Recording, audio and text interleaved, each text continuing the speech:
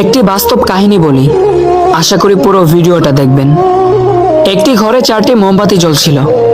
প্রথম মোমবাতি বলল, আমি শান্তি, বেশিক্ষণ থাকি না।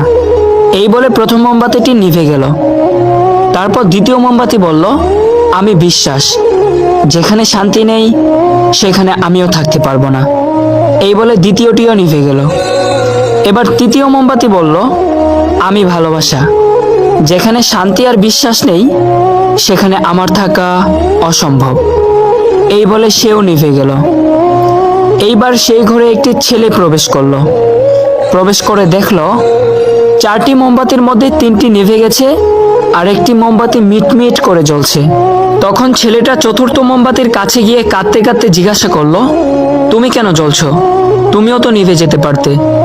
চতুর্থ মোমবাতি বলল, আমি আশা, সব সময় থাকি।